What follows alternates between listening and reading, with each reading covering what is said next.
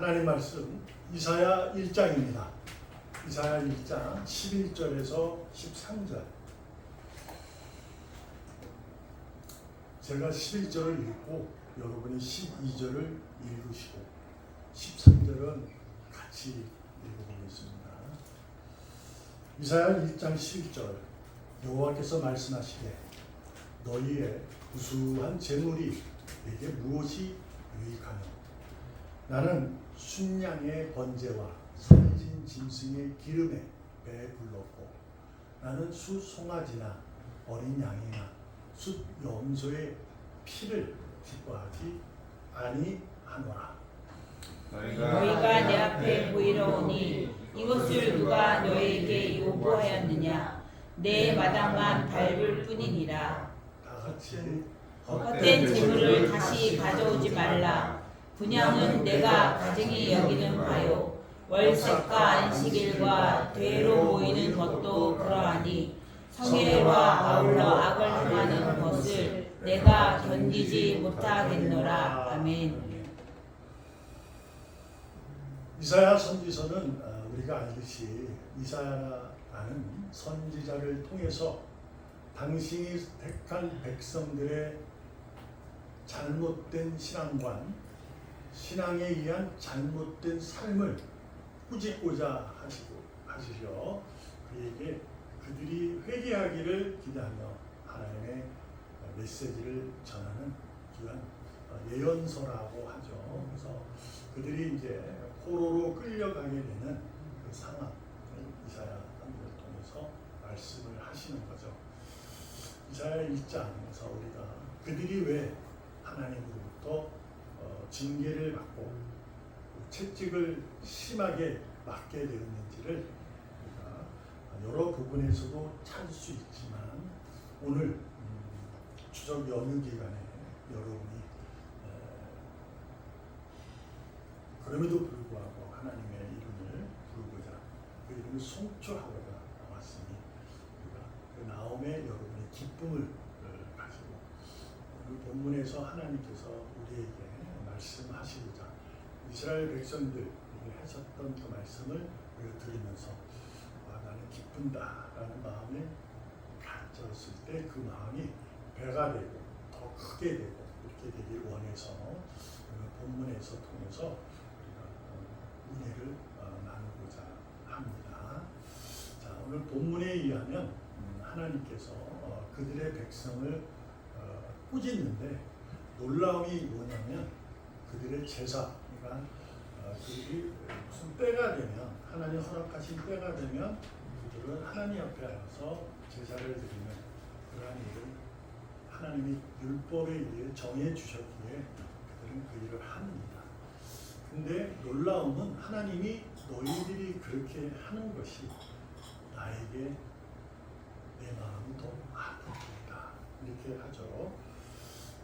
내가 견디지 못하겠다. 13절 마지막에 도저히 못 견디겠다 이렇게 합니다. 무슨 말하냐면 성회와 같이 아울러 악을 행하는 못 견디겠다는 거죠. 이 말씀 우리가 살펴보면 이렇게 이해할 수 있는 거예요. 하나님은 우리가 어떤 무수한 많은 흉악한 죄를 졌음에도 불구하고 하나님이 그를 선택한 자는 의인의 삶을 살도록 하나님이 은혜를 베푸시는 거죠.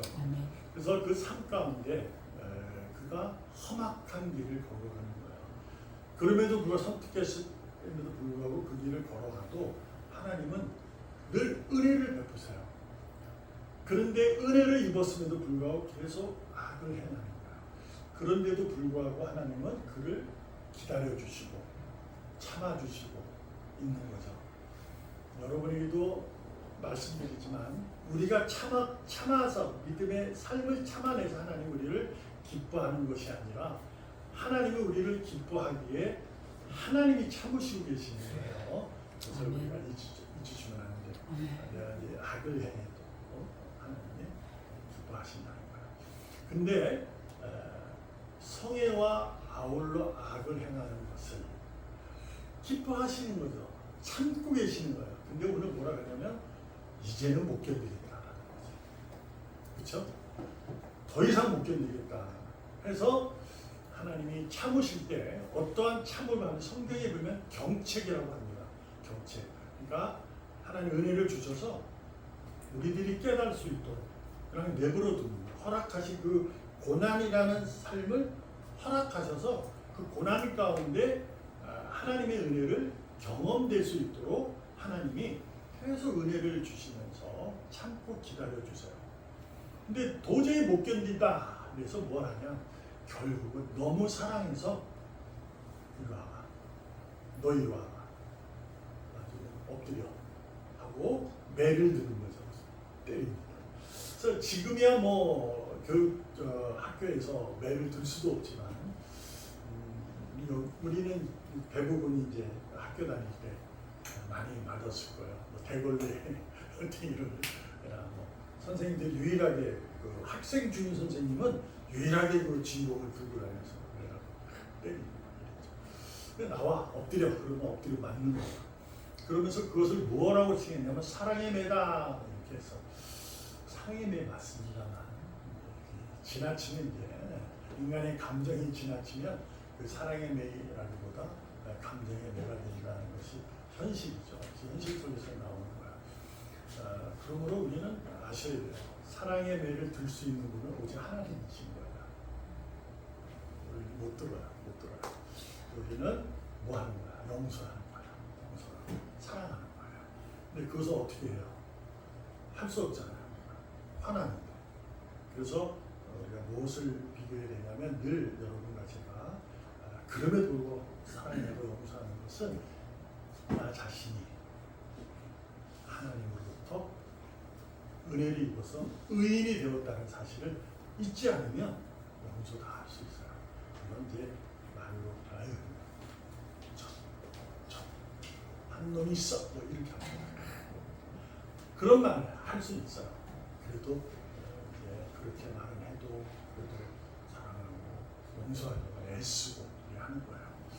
그냥 오늘도 그런 겁니다. 하나님 도저히 못 견뎌요. 매를 들게 되는 겁니다. 자, 매를 드는데 오늘 뭐라고 매를 드냐면 내가 너희들한테 준 율법, 제사의 율법을 줬는데 그 율법을 지켜낸 거예요. 오늘 본문에 의하면 봐봐요. 너희의 무수한 재물, 그러니까 많은 재물이에요. 가지고 이제 제사를 드리는 거잖아요. 여기 있듯이 순양, 살찐 짐승, 깨끗한 어린 양 뭐 이렇게 있어요. 이건 하나님이 주신 제사법이에요. 근데 하나님 뭐라고 얘기하냐면 나는 순양의 번제, 살찐 짐승의 기름에 배부르다. 많이 했다는 거야. 무수하게. 나는 수송아지 어린 양, 순양 피를 그런데 기뻐하지 않는다. 얘기했을 때 좀 이제 의아스럽잖아요. 피를 이제 우리가 피의 제사가 있어요. 이렇게 뿌리잖아요. 다 칼을 다 뜨고. 근데 피를 기뻐하지 않는다는 거예요. 뭘까 하는 것에 대해서 우리가 이제 13절에 대해서 아셔야 돼요. 그 피를 뿌린다는 얘기는 무엇일까? 그러니까 무수한 11절의 무수한 재물과 13절의 그 재물은 너희들이 가진 헛된 거다 이렇게 얘기를 해요.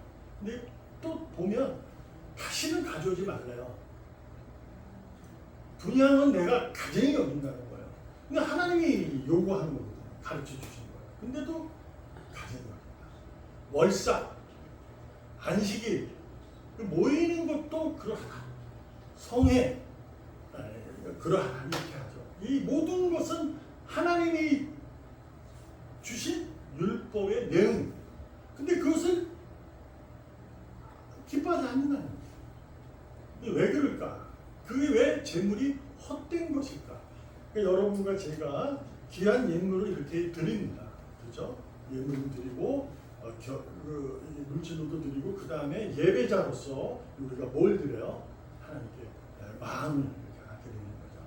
마음. 그래서 마음을 우리는 성경이 전신, 전부 1%도 빠지지 않은 전신.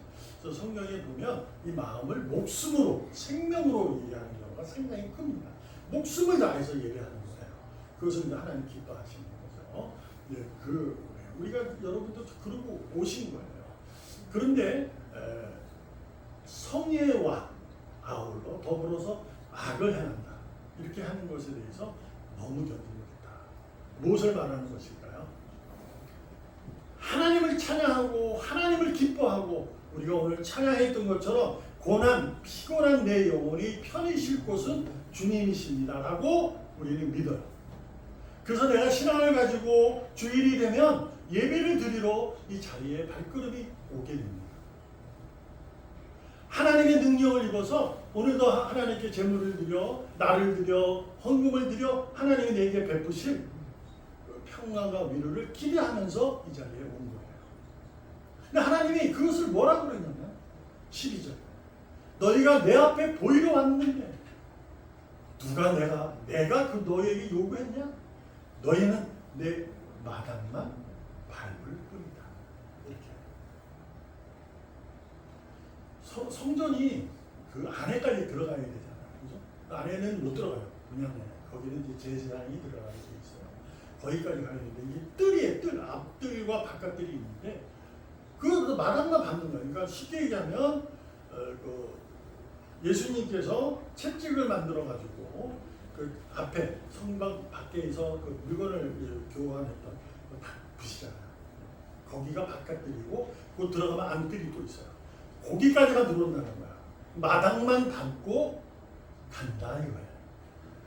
아니 나는 하나님을 찬양하고 하나님이 아니면 나는 살 수 없고 그분이 내게 생명이시고 그분이 내게 큰 소망이고 나는 구원받아 그분과 함께 안식한다는 걸 믿는 내가 그래서 내 살면서 가장 귀한 것을 가지고 하나님께 예배를 드리는데 주님이 마당만 밟고 간다. 이렇게 말씀하고 계십니다. 이것에 대해서 여러분과 제가 날마다 자신의 삶에 돌아보고 믿음을 돌아보고 성찰해가는 기회가 되기를 바랍니다. 아멘. 왜 마당만 밟다고 했을까? 믿는 사람인데 하나님을 찬양하는데 그들의 삶은 악을 행하는 것에 대해서 별 아니라고 생각하는 거예요. 하나님은 우리가 도덕적으로 살기를 원하는 것이 결코 아닙니다. 여러분과 제가 누구에게 삶을 살아가면서 형제들에게 모든 사람에게 저 사람은 법 없이도 살아 이걸 원해서 우리를 택한 게 아니에요. 우리는 그렇게 못 살 정도의 죄를 가지고 있어요. 물론 그렇게 살기도 하지만 우리가 반드시 알잖아요. 청문회만 하면 이상하게 막 드러나잖아요. 그렇게 잘 나가던 사람도 뭐만 하면 그게 나와요. 이상해요. 하여튼 그만큼 여러분도 저도 가만히 보세요. 제가 어떤 프로에서 형사가 그런 얘기를 했어요. 용감한 형사라는 프로 있잖아요. 제가 그 형사 같은 걸 좋아해서 줬는데 그 형사 한 분이 그런 얘기를 하더라고요. 방송 자기를 이렇게 와서 방송을 해달라고 했을 때 그 형사가 그 생각을 했대요. 너무 기쁜데 내가 지난날에 무슨 잘못은 없지 않나 뭐 이런 생각이 들더라는 거예요. 여러분도 저도 그러셔야 합니다. 하나님의 말씀을 들으면 내가 믿음에 의해 그분의 반석 위에 내가 집을 잘 짓고 있는지 돌아보셔야죠. 지금은 여러분 잘 짓고 있는 중입니다. 그런데 돌아보는 사람이죠. 지금 백성들이 하나님에 와서 예배를 드려 하는데 너희들이 여기 오기 전에 삶은 내가 상상도 못하겠다. 나를 믿는다 그러면서 헛된 짓이나 하고 이렇다 이런 얘기입니다. 하나님의 사람으로서 여러분과 저는 어떠한 존재다? 거룩한 존재다. 하나님이 거룩하기 때문에 여러분이 거룩한 존재로 있는 거예요. 하나님이 거룩하기 때문에 여러분이 거룩한 삶을 살려고 노력하는 것이 아니라 하나님이 거룩하기 때문에 그 거룩으로 인해서 여러분을 은혜를 베푸기 때문에 우리는 거룩한 존재예요. 그래서 그 존재의 역할을 하라는 거예요. 존재의 역할은 뭐라고 할까? 빛이다, 소금이다 이렇게 하는 거죠. 그리고 오늘 기도한 것처럼 그리스도의 향기, 편지로서의 삶을 살아가야 되는 거예요. 내가 어디서 무엇을 하든지 그래야 된다는 거죠. 그러나 지금 이스라엘 백성들이 어떤 삶을 살고 있느냐? 하나님을 찬양하는 건 맞는데, 예배를 드리는 것, 제사를 드리는 건 맞는데, 삶에 돌아가면 가난한 자를 무시하고 죄 있는 자를 정죄하고 자기가 그 자기의 삶이 가장 좋은 거예요. 그 엉뚱한 짓을 하는 것을 보고 이들이 나를 믿는다고 하면서 왜 저러지? 여러분도 오늘 하나님 기뻐하실 거예요. 그러나 그 기쁨 속에 내 자신이 삶을 돌아볼 수 있는, 믿음의 거룩한 삶을 돌아볼 수 있는 기회가 됐으면 좋겠습니다. 아멘. 그래서 오늘 두 가지 정도 하고 말씀 맺겠습니다. 첫 번째는 뭐냐면, 예배는 아무나 할 수 있는 게 아닙니다. 누구만 해요? 의인만이 합니다. 아멘. 우리가 잘 아는, 외우고 있는 히브리서 11장 6절, 믿음이 없이는 하나님을 기쁘시게 하지 못한다. 하나님께 나아가는 자는 반드시 그가 계신 것과 또한 그가 자기를 찾는 자들에게 상 주심을, 그분이 상 주시는 분임을 믿어야 한다. 아멘. 이건 내가 믿음을 가지고 있으니 하나님께 나아가면 하나님 나를 기뻐하는구나, 이게 아니에요. 하나님이 나를 기뻐하기에 그 믿음을 가진 자, 믿어야 할지니라, 하나님이 주신 믿음을 가진 자는 하나님께 나아가는 것을 기뻐하는 거예요. 아멘. 그분이 내가 나아가니 그분이 내게 은혜를 베푸고 그분이 나에게 복을 주신다는 것을 아는 거예요. 그래서 나아가는 거예요. 그래서 예배는요, 아무나 드리지 못해요. 믿음이 없어도 예배당은 올 수 있습니다. 예배당의 마당은 밟을 수 있어요. 그러나 은혜의 보좌 앞에까지 나아가지 못합니다. 믿음이 없어도 다 할 수 있다고. 그게 다 다니잖아요. 이 말씀이 우리가 잘 우리 자신을 살펴볼 수 있기 바랍니다. 믿음이 없어도 교회 다닐 수 있다는 거예요. 근데 믿음이 없이는 은혜의 보좌까지 절대로 나아가지 못하는 것을 잊지 마시기 바랍니다. 아멘. 여러분과 저는 하나님이 주신 믿음을 선물로 가진 의인인 줄로 믿습니다. 아멘. 그래서 내가 지금 이렇게 예배하는 것은 마당만 밟으려는 것이 아니라 그분의 은혜의 보좌 그 앉은 자리까지 나아가는 우리인 줄로 믿습니다. 아멘. 두 번째는 항상 기뻐하고 범사에 감사하고 쉬지 않고 기도는 아무나 할 수 있는 게 아닙니다. 그럼 누구만 해요? 의인만이 해요. 여기서 이제 우리가 의심하는 거죠. 아닌데, 나도 의인인데 항상 기뻐 못하는데, 범사에 감사하지 못하는데 하잖아요. 삶 속에서 내게 엄습해오는 그 수많은 문제들, 그 문제의 간단함과 복잡함과 아주 복잡함이 있게 되잖아요. 우리가 스스로 감당하지 못할 정도의 문제가 있죠. 내 스스로 감당할 수 있는 문제가 있죠. 감당할 수 있는 문제는요, 기뻐할 수 있어요. 적어도 할 수 있어요. 적어도 감사할 수 있어요. 믿음이 없으면 항상 하지 못합니다. 범사하지 못해요. 결정적으로 기도를 쉬게 되는 거죠. 물론 이럴 수 있습니다.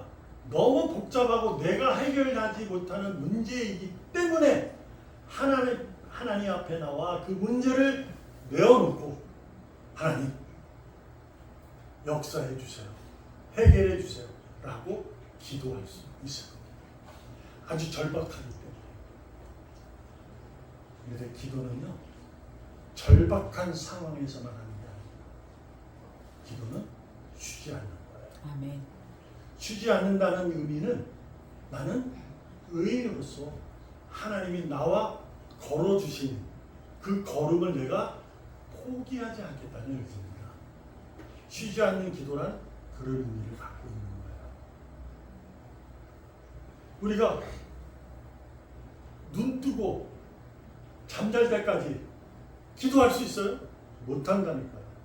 그럼 어떻게 해요? 근데 하나님이 쉬지 않는 기도, 나는 하나님을 포기하지 않겠다. 곧 항상 기뻐하고 범사에 감사하라는 이 말씀을 지키기 위해서는 나는 하나님을 포기하지 않겠다는 거예요. 복잡하고 더 복잡한 문제로 인해서 힘들어지고, 그래도 나는 하나님과 같이 그 걸음을 걷겠다는 의지입니다. 아멘. 그래서 의인만이 항상 기뻐할 수 있고 범사에 감사할 수 있고 쉬지 않는 기도를 할 수 있는 겁니다. 아멘. 에베소서 6장 6절을 우리 다 같이 읽겠습니다. 시작. 눈가림만 하여 사람을 기쁘게 하는 자처럼 하지 말고 그리스도의 종들처럼 마음으로 하나님의 뜻을 행하고. 에베소서는 교회에 대해서 얘기하는 거라고 말씀을 드렸어요. 바울이 에베소에 대해서 편지를 쓸 때 교회가 어떤 것이다, 공동체가 어떤 것이다, 그걸 어느 정도 갖고 있으면 읽으면은 이제 쉽게 해볼 수 있어요. 그리스도의 종들은 교회의 모습 속에서 하는 거죠. 여기서 이게 마음으로, 이게 이제 목숨을 내는 거예요. 목숨을 갖고 있는 거죠. 하나님의 뜻을 해요. 근데 뭐라고 처음 얘기하냐면 눈가림 하지 마라. 눈가림 한다는 거예요. 교회는 다닙니다. 사람이 보면 교회 다니는 사람이네. 저 사람 예수 믿네. 라는 거예요. 그래서 사람이 그걸 보고 저 사람은 그렇구나. 사람을 기쁘게 하는 거예요. 근데 눈가림 하지 마라. 결국 내 마당만 받는다는 의미는 사람을 기쁘게 하는 게 아닙니다. 여러분과 오늘 제가 예배하는 것은 내가 우리 형제들 만날, 추석 연휴에서 만날 그분들, 내가 존경하는 어른들에게 저는 주일날 예배드리고 오겠습니다 라는 행위 자체가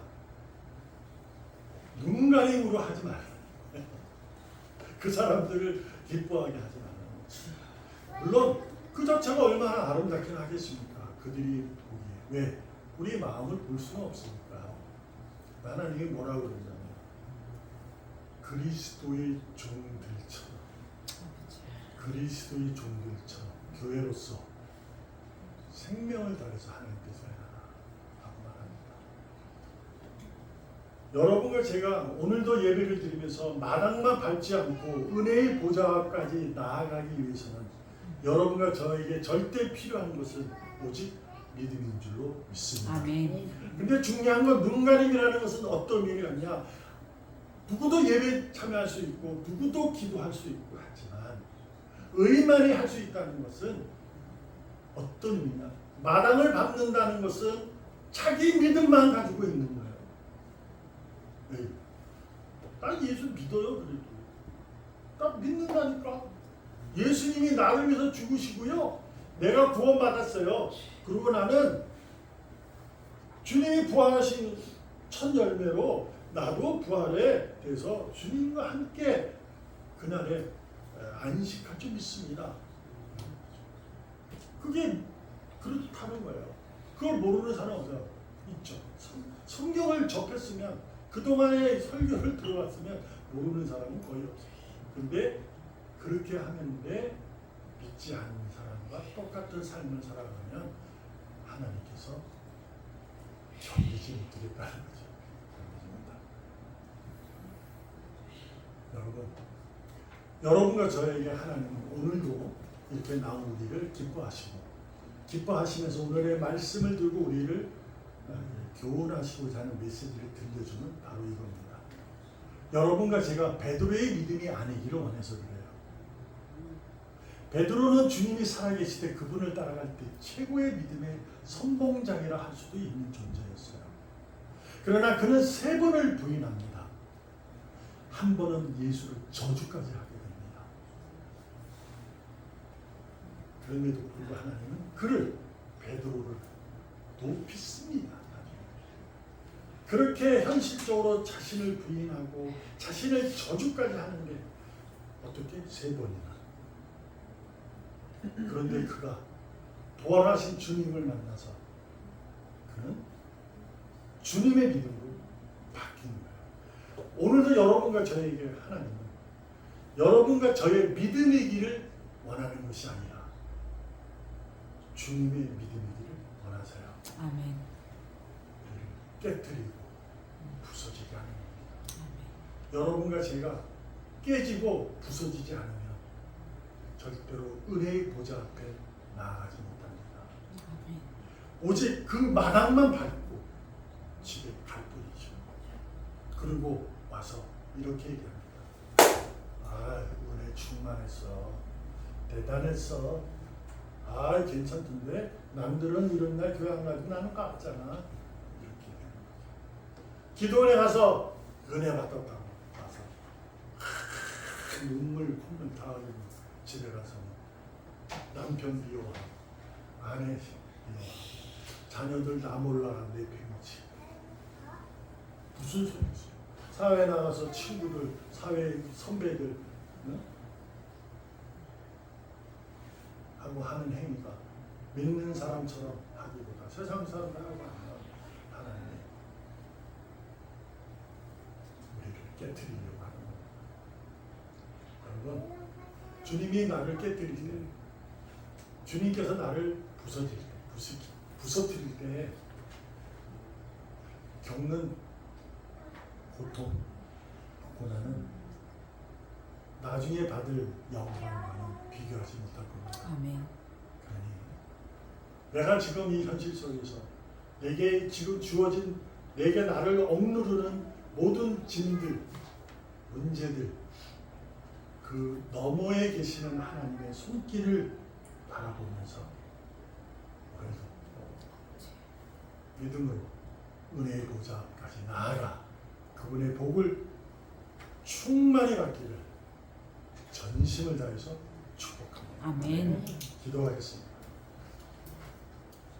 주님, 내 믿음으로 하나님 성전의 마당만 밟지 말고 주님의 믿음으로 은혜의 보좌 앞으로 나아가 하나님께서 주신 상으로 매일 기뻐하고 감사하는 성실한 신앙의 삶을 살기를 소망하오니 오늘도 축복하여 주시옵소서. 아멘. 살아계시는 예수님의 이름으로 감사하며 기도합니다. 아멘. 아멘.